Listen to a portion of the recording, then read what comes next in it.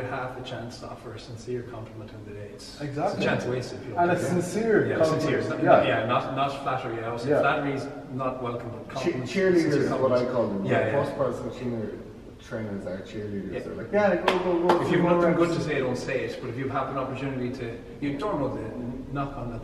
Like Brian Kane said something to me in 2014. I like the sentence. I remember it well. It was just literally about thinking bigger. Like if I didn't think the way I do, it would seem insignificant. But I swear that one reframe was like, whoa. Yeah. Jesus, never thought like that before. And this is another gem from Jordan Peterson. If anyone ever does something right and you want them to do that again, but then you better make sure that you compliment them on that and you say that to them. That's crazy. And that goes for relationships, that goes for everything outside of all this. Yeah, for sure. Definitely. That was a great question, actually. That was a really good question. I think we could do a video on that alone. We could. I think it's deadly though that we're getting some of this, because it just shows how much deeper we actually think about the craft as well. It's really we're getting such an insight into like how you think about the craft, Kev, how you think about it, how we all do. I think it's you'll see from my latest YouTube video, it's coming out next Wednesday. But I've deliberately tried, in this prep series and in the YouTube series, I've deliberately tried to show people that even though you're going through an extreme diet and you're an extreme version of the fitness journey, you can still cook nice meals for your family. You can still eat with your family. You can still buy your girlfriend and your parents donuts. You can still eat. You don't have to be a dickhead because you're on a journey, basically. I agree. That's the one element of the fitness industry I hate. Get out of my way, I'm on a journey. It's 2018, you're on a diet and you're fucking privileged to relax. Exactly. So that's what I've really tried to get across. So many people talk about that, but I'm in a unique opportunity right now that I'm able to show it. I'm able to show people, look, I went to Dundrum today, I was around loads of delicious food. I didn't eat any of it, I bought my family some donuts. It's not that. Food will always be there. Stop telling people you're on this war to get your share, but you're on this battle. You're embracing it. Yeah, embrace it. To be honest, it's great that you are embracing it, because you can fall into the trap the first time you ever go through those extreme circumstances. You can, if you're not very self-aware, you don't embrace it and you turn into that asshole. So it's great to see that you're not going that way. Because I could probably say personally, my first time, I could have veered towards the other way where I was a bit miserable and I let it affect my relationship with certain people and maybe even my plans. I've learned from that, so it's great to see that you're not making that same mistake the first time. But I've made that mistake before, it just wasn't on a bodybuilder part. It's just You talk about insights there. I think it's really fascinating point. I think the four of us almost practice the same religion, just in 4 different temples. That's great. I think it's. You'll have to screenshot that and write the quote on the folder. It's so fucking cool. That's going up on the wall. It was what I said to Orla when I wanted her to come in and work with me, because if there's ever, she's my best friend, like she's my best friend more than she's my girlfriend, but Jesus Christ, if there was ever a person that was put on the planet that was the yin to my yang, the polar opposite, we're like, we view the same, I said it to her, we practice the same religion, but we built 2 different churches. And she said that was probably the best description of us 2 ever. But I think that's kind of how a lot of successful people think. If you think about it, even trainers, coaches, businessmen speak the same message, but with emphasis on different parts of the message. So I might say, just through personal experience, do that put on perfectly, or you'll end up with gammy shoulders, because subliminally I'm thinking about my dislocated shoulder. Whereas you might put that more emphasis on yummy meals because you're on a calorie restricted diet. Just for example, that's coming off the top of my head, but the emphasis is the same. Eat well, like have a bit of balance, don't be an knob about it, train smart, train hard, train safe, and enjoy the process and make it fun. I think all of us would agree on that last little tidbit, for sure. Did you always know that you wanted to work in the fitness industry? And if so, when did you decide? Well, I didn't at all. When I tried to compete and decided that wasn't the life for me, I did it the most unhealthy way. I did everything drastic, extreme, starved myself, tortured myself, quote unquote, but as in 2015 tortured myself, get out of my way, I'm on a diet. But like, at the same time I had to call in to work off a week, call in to work sick for a week because I was just so drained and depleted and flat and like calorie deficit like you couldn't even believe, and then rebounded and gained a shit ton of weight, and then I was just saying to you at the start, I was kind of like, fuck, like I'm really fat now. Like, but that's kind of how I think Herbalife and Weight Watchers people feel all the time, that they don't have the knowledge to get back into shape. And I was like, maybe people are doing it, I don't know, but I kind of want to go and fix those people. So that was kind of my initial entry. I was like, right, there's probably people out there with disordered eating patterns or really poor knowledge or both. I'd like to bridge that gap. I have a pretty interesting way that I got into personal training. Did you always know you wanted it? Did I always know I wanted it? I always knew I wanted to be a sports coach. Okay, so that's probably different to the fitness industry, you could say. Yeah. So what happened was, I was playing football, and my younger brother's team, Keane, was actually on it. They were just playing way worse than I thought they could play. And the old lad was interested in taking them over, but he said he didn't really have the appetite for training them. So I said, look, I'll train them. So I trained them, and part of that training was do some press-ups, sit-ups, chin-ups. You remember it all, Keane. Squats, all body weight type stuff. Developed the foundation. Circuit type stuff. And that developed into, okay, how can I get the best out of these players, and how can I physically make them stronger and fitter, even though they're only kids, they're only 16 to 18. So as I started getting people in shape, I was working in a bar at the time. I started getting the players fitter, stronger, faster. I was working in a bar at the time, and a few people who went to the bar said, would you ever train me? I'll pay you €10 an hour. I was like, oh my God. €10. I was training people to join this football team for 3 years and it was costing me endless amounts of money. And stress. And stress. Well, I enjoyed it, but stress. And then what happened was people were asking me to train them, and I remember getting these tenors and being like, oh my God. So when I knew I was a fella lost 2 stone, one of the first fellas I trained. When I knew I was I could get most people to lose 2 stone, With fuck all knowledge. Yeah, I went around to people and asked them, look, would you like to be personally trained? So that was my first ever branch. That's when you decided. That's what year was that? When I was doing group weight training sessions with the football team, I said I could make this work as a business with just General Joe Soaps, not a football team. And in essence, that's exactly how. And what year was that? 100% was born.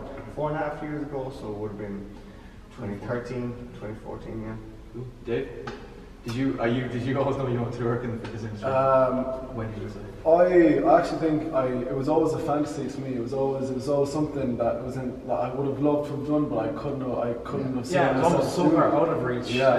That was you definitely always grew up in a slightly different generation where like say you're a bit younger than us, where it was definitely like a big thing, I'd say, for you when you were like 15, 16. But the thing was for me with personal training, it's something I have loved fitness ever since I was like 13, 14. I started getting myself into shape, and I loved it. Yeah, I saw a picture of you when you were like 14. I loved it. You look better than I do now. I loved it. I was like this shit. I was like, I'm good at this shit. I was like, then in my head I was like, God, that would be something so cool to do, but I fell into the trap of just do what everyone else does, and I went to college. And then when I was in college, then all I was doing before I going into college was in the computer room and just on everything to do with fucking bodybuilding.com and on YouTube and on fitness. I was like, just one day then I was like, oh my God, fuck this. And I left. When was it? This is only 3 years ago. 3 years ago. This was 3 years ago. You just decided, that's it, fuck it, I'm out of here, and I'm... 3 years ago, I did my first semester at college. I got on great in my exams for the first time ever. I studied because I never ever put in any work in school, so it was actually a great feeling getting good results. But I went back second semester, and I sat in my first lecture, and I just listened to the lecturer talk, and I was like, Jesus Christ. I was like, I just can't do this. What it did to my head, it was just fucking me. And then it fucked me up even more when I went into the office and I said, look, I didn't drop out. What's that? I deferred. I deferred it. I deferred, and then I went and did personal training course. I said, fuck it, I'll give it a go. I went and did a personal training course, and at the same time I started getting myself into a lot more better shape to do a photo shoot. And it was all just going so well. I was like, this is just all for me. And since then, went to college, said, I'm not coming back. and just carried on the last 3 years. Best decision you ever made? Since we end up now. Jesus, yeah, fuck. But for such a long time, it was just a fantasy to me. It was something I always knew I wanted to do, but I just knowing everyone else was going to college, so I just said that's the easiest thing to do, was just to go. It was to a the fantasy center. for me too. I remember saying, "Oh, I love to own a gym," and looking at a lot of gyms on YouTube, and thinking, "Okay, if I was to do that, I'd have to get a college degree in sports science. So when I finish this college course, I'm going to have to do sports science in somewhere like UL. And then when I do that, I'm going to have to take out this big loan to get a gym." And then like came across Pollock and he was like, "No, college degrees and this stuff are absolute bullshit. Just start training people straight away." So that was like, it turned from a fantasy to a reality, you know. It's nice that you say it's a fantasy, and here we are still, and it's still a dream job. It's a dream job, and we get to do it, you know. I'm not going to go into detail. I definitely didn't know. I think I was going to work in the fitness industry or become a personal trainer. I suppose I was like a failed professional soccer player, because that's what I wanted to be. And then I kind of realized that that wasn't actually what I wanted. I found out with a lot of deliberation that I actually preferred training, and the thought of training excited me. When I say training in the gym myself excited me so much more. So I took a break, and then I actually I started working with Kev, and I was pretty much Kev's understudy in here, and he was teaching me, and that then I learned, we'll say, how enjoyable of an environment it was to work in, how satisfying it was being able to show people how to exercise properly, and it just kind of took off from there. So no, I definitely never thought that I would. I didn't start off thinking that I was going to be in the fitness industry, but it's probably the best decision I ever made. The work environment we have is insane. Yeah. Being in a gym, dealing with people, it's not worth it. great music in the background, you really are. Me and Keane and Dave recently, me and Keane joke often for a long time now that geez, hope we don't have to quit this and get a real job. It is true. The dream job part's amazing. Even I do bits and pieces on the side. If you told me, just for example, 2 years ago that I'd have 60 podcast episodes and one of them was in VaynerMedia in New York with Gary Vaynerchuk, I would have said, that's not even possible. You can't do that. For me, the career has been incredible through helping people lift some of their own limitations. Something as trivial as, something that seems trivial to me that is life-changing to somebody else, like losing 7 stone. That self-limiting belief that kept that person 7 stone heavier until they lost it, I've channeled back into my life, and I'm like, right, what limits me? What's holding me back? What do I even know is not holding me back? And I've just kind of gone after everything I wanted and grabbed it by the balls. So, when I put out a piece of content, before I was even a personal trainer, I was taking 2 clients for free. I put out a piece of content, thought nothing of it, and I shared 500 times, and I was blown away. So the guy wrote to me and said, "You should do a podcast." And I was like, "Nope." And he was like, "Why?" I go, "Because I don't know how to turn on a laptop." And he was laughing. He was like, "Man, that's fixable." I was like, "I know, but it'd just go away." Then he wrote to me a second time and he said it again, and I was like, "Nope, not interested." And then Orla came to work with me and she was like, "Have you thought about starting a podcast, babe?" And I was like, "Oh, Jesus Christ, this podcast shit again." It's like, "Fine, we'll start a podcast." And we started one and it went well, and our first episode got to #1 in health in Ireland on iTunes, and I was blown away. It had 10,000 downloads or something crazy, and I was like, fuck. And that moment alone, I was like, Jesus, every time I limit myself, the thing on the other side is fucking amazing. So then I went, right, Gary Vee is a lot of the reason, for example, that I believe in myself so much. I'm getting that fucker on the podcast, and he was guest number 53. So little things like that in terms of removing your own limitations. It's an incredible career, and I love more than anything helping people, but you have to scratch your own selfish wants and needs in order to help people scratch their wants and needs. So if you can fulfill and actualize yourself and get everything you want, you can help get other people everything they've ever wanted. Something I believe anyway. And the happier I get, and the more, I truly live by the philosophy of I can't instill or offer anything that I don't possess. So I consider myself to be enthusiastic and laid back, healthy, driven, focused, motivated, and positive through dark times. I think the best way to deliver on that is to live it. and then show it to people. And I think people pick up way more in authenticity than they do a couple of words. Yeah. So you just need to walk in and see your coach's demeanour and the way they talk, and if they're taking selfies of themselves through the session, or do they actually give a shit about your technique, or we've discussed it before, coaches on their phone, not even looking at client. Like, they're the tiny things that add up to the mountainous things, and they all feed into one another. So for me, removing all my own limitations has come from helping people remove theirs, and that's a beautiful symbiotic relationship to have with clients, even if they don't fully realise that's what's going on. Plus, like, that's the magic thing about personal training, is your original point there is, when you start helping clients and you start removing all their barriers, you can see firsthand, okay, if I remove these barriers in these clients and look how much their life is improving, why can't I do it for myself? Okay, it's not going to be the same barriers that they're removing, but it is. You don't even have to answer this right now. In fact, I'm like, what's the one thing you want right now that you don't have, and why don't you have it? That's what I'm always asking myself.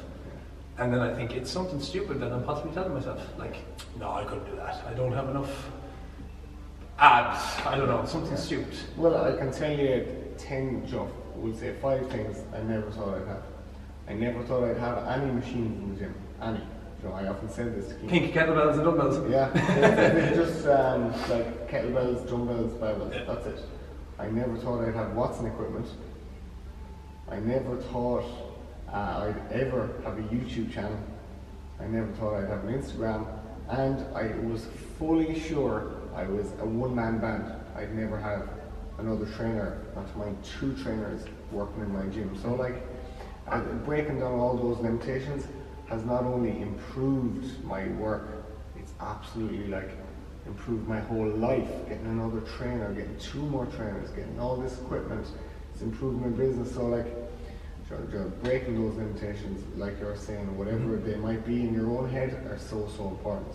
For Dave, it might have been quitting value or whatever. If you thought you'd never be able to do that, or maybe not never, but not so soon, or not be able to give up that weekend job, that security. But once you do start breaking those limitations, it's such a good feeling. You realise how young you are. Like, you're young. You're 21.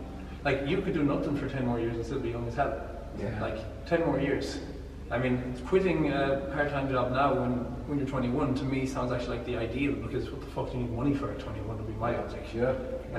Like, what do you want to do? Just impress chicks? Like, that cool if that's your thing, but I would, even at 28, my thing was get the cheapest car on the market, keep your overheads tiny, and then watch everything else fall into place. And now, but now 2.5 years later, people do talk to me, message me like I'm some accomplished, shrewd businessman. I'm like, I just went without for 2 years. I mean, if you really want to test yourself, just see how much and you will find out you need nothing to be happy if you're actually content with who you are. Like, so, like, the only thing I need to do is a little bit of travel to a football match, and I popped €2 into a jar every single day that I would spend on coffee, and at the end of the year I smash it open and I go to football. And that's the only thing I need. It's happiness by removing things from your life, not by removing 100%. And I think that's you to post up about it, where people won't do the late nights, the hard graft, the going without, and that is totally fine. But in 2 years you'll look back and you'll think, holy shit, I've invested so much time and cash into this, and shit's good. And shit's going good, really good. Well, like, I've sacrificed. I'm whatever age I am now. I'm living at home. I've spent every time I get money.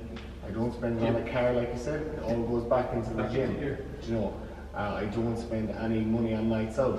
Any nights out I go on, which is 5-6 times a year, it's normally like €100-150, and most of it's spent in Bunsen Burger or Nando's. Like, the night out is so cheap. Like, I've sacrificed all these spendings, and it's brought about huge happiness for the people who associate sacrifice with hardship or sadness. I never knew you wanted to be a footballer, by the way. That's the first I've ever heard of that. Well, I was playing at the highest level, under 19 in the country for like 3 years. What did you want to go do? Play Premier League level? Was it? Well, that was that would have been my ambition when I was like 13, 14, 15. I suppose the older I got, the less likely it seemed. But like, I'd always thought that I would have had been, if it wasn't England I got to, it would have been like at a professional level in this country. But I came to the realization that like that wasn't actually what I wanted in the end. Really? Yeah. Okay. I remember you saying that to me.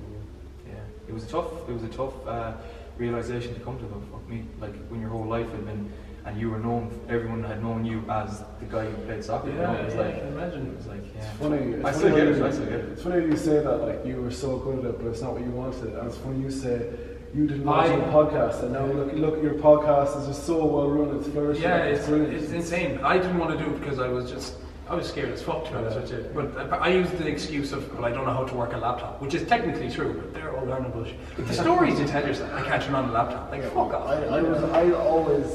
I was always in a relationship with my ex-girlfriend. 6 years. That's what I was going to be in for the rest of my life. I was always throughout my secondary school, and I was fucking shit at school. I was always going to be a teacher. 3 years into that, just fuck this, I don't want to be a teacher anymore, yeah? And I always wanted to be a footballer. Maybe not a county footballer, but definitely a good club footballer, and I quit that. So all these three things that I was 100% sure I was going to be for the rest of my life, or for a big chunk of my life, were all gone very quickly, and that's when things started improving. Sometimes we're, like that word again, dogmatic, and this is what I have to be this because I've always been seen as this, or I'm always, I was always noticed for being this. If you remove them, often you have such freedom to do what you actually truly want then, For sure. Definitely. Right, we're just the last question, and it's very, very similar to the last one, but it's slightly different, is if you hadn't been a personal trainer, what career path would you have chosen? Kind of answered, but we haven't really, just briefly. Kev, what would you have been? International superstar DJ. Okay, Dave? I've actually thought of this way. I could be a counsellor. I could be a counsellor because that's in a field of helping people as well. Or I found what I really like. I wasn't expecting it. What I really like doing is, I feel like I could be like almost a producer or a director.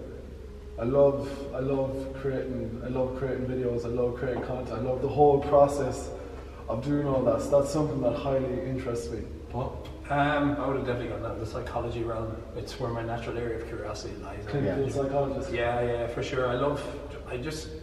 Human behaviour is probably the most fascinating thing in the world. We all know, the trivial thing, like we all know the formula. You said it earlier, relatively speaking, how to be healthy. You know a salad's probably healthier than a pizza, and yet we don't do it, we don't live like that. I'm just very intrigued by the facets of human behaviour as to why we're the big, massive, chaotic beings that we are, and how some of us just happen to be less chaotic than others. That's the reason. Yeah, it's fascinating. So It's very interesting. And I can see you doing that as well. I'd love to. Doing that. Exploring like self-sabotage. Yeah, that kind of stuff. It's a reframe. Like I used to think the successful people had their shit together, and then the more quote unquote losing player mentality people didn't. And I'm so convinced now we're all four of us would have something that we'd be fucking mortified and embarrassed if the world knew about it, because we're ashamed of what we do. Like that's one aspect of life. That's why I love the Tim Ferriss podcast, because you have these ultra successful people, and all they talk about is their flaws. Yeah, the flaws and the mistakes. And you might agree, you might not, but I would have been in the trap before I kind of liberated myself of the self-limiting crap of thinking that, well, Johnny X has a business, so he has nothing wrong with his life. So he's gung-ho, he's got it sorted, he's got it made, fuck him. And then I realised that the ones that channel that chaos just tend to remove the more chaotic strategies that hold them back and channel maybe that obsessive behaviour to something else. Something I've realised about myself, for example, just channel obsessive behaviour from negative shit and do it into something positive. But anyway, that's my little spiel. What were you? Probably would have been a porn star. And you would have been smash that. I'm just kidding, but I'm not really kind of. Well, it would have been like one of those short videos. 3 or 4 minutes. Yeah. No. That's a bit generous. Let me see.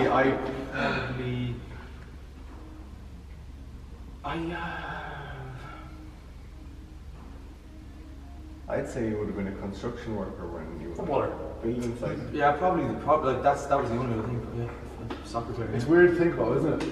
It is, yeah. Because like you're so invested in what you do now, thinking about something else, it's like, Jesus, what would I do? It's weird to think about. Yeah, well, you think you would have been drawn towards it, maybe. Or what if I had stayed being a teacher, and stayed not open the gym, like Probably be fucking miserable. Right, the world is going to continue for millions and billions of years, and we're going to get like 70. You might as well just try to. Exactly. And see, people can look at it and say that and be so fucking depressed and be like, what's the point of anything? Then you can have that view of just yes, exactly. Just reframe it. Just say that excites you, so just fucking go for it. Do what you want, because it doesn't fucking matter really anyway. Nothing matters. Everything's trivial. One day, this is a genuine philosophy I carry in life. It's very much what helps me cope with the good days and the bad days. I don't really get a lot of bad days anymore, thank God. But like, my thing that keeps me going every time, especially at the start when I had no money, is one day. This is quite dark. One day Orla is going to watch me die, or I'm going to watch her die, and that is an absolute inevitability, assuming we stay together. Like that, there's no escaping that fact. And everything else, your opinion of me, dickhead's opinion of me, you know, having no money for 6 months, everything else seems trivial compared to the first night alone without the person you love. And it's going to happen. It's not even like I'm not suggesting anything crazy that might happen, like a rocket ship. Like death happens every day. Like it's going to happen. And just that, using mortality as a reframe on why you shouldn't hold yourself back. Absolutely, Using I could die tomorrow. Go and do what you love today. It's so simple. Yeah, and smaller things like you know, when tragedy happens, someone might say, "I'm going out for a walk," and then they get hit by a car and they get killed. And it sounds so grim, but real shit that happens to real people every day. And I think nothing matters. A lot of the people I talk to that have lost parents, like clients, friends, like my dad's dead, he died last year, it reframed everything that I don't care anymore about my insecurities. And I'm just fortunate that I haven't had to experience the tragedy to truly grasp how inevitable it is. I actually spoke about that very topic in my last YouTube video. I said the exact same thing. It's a huge theory to carry, isn't it? Yeah, absolutely. Because we're all going to face fears and insecurities and physical struggles. Because life is not easy, like, you know. Realise that, like, for sure. The hard parts are often the parts that, you know, just like a fitness journey or a client's fitness journey, hard parts are the best parts. The parts you learn the most from, the parts that you improve the most from, you know. And if life seems a little bit mundane, I said this to someone the other day and he disagreed, but I still believe this. If life seems a little bit mundane, I would recognise that as the gift of the absence of tragedy that it actually is. So there's little things like that. Like I'd rather my life be mundane any day than to get a call. The most miserable people, they always say the most miserable people are the ones who've been handed everything, spoon-fed everything, and makes sense, doesn't it? Inherited well. It does, of course, There's an element about it's why genetic freaks don't tend to be the best PTs. They don't understand. I think, in my experience, the most genetic freaks have never had to learn to execute. Me and King, they can eat M&Ms on their break, and their clients don't understand. Like, just one of those things. Once you haven't been handed everything. Right, so that's the end of the Q&A. Hope that you enjoyed it. It's fair to say all four of us thoroughly enjoyed that. Yeah, I really loved it. We probably went on a little bit, but like will this be one video? No, this will be three, I'd say. It could be split up into 2 or 3. We don't even know how much footage we actually have, but that's the end of it. And I want to thank Paul anyway for coming down for sure. Thanks for having me. No worries, man. No, it was a pleasure to have you. Great to link up. And it certainly won't be the last time we link up. It's the start of something that probably become a bit more regular, because like we said before, it's hard to find people that are on the same wavelength on you and think the same way, so why not make the most out of it? Yeah, for sure. Great, so that's everything. Thanks for watching. Thanks very much, Paul. Pleasure, man. Yeah, same. I love content creation. I'll never chew on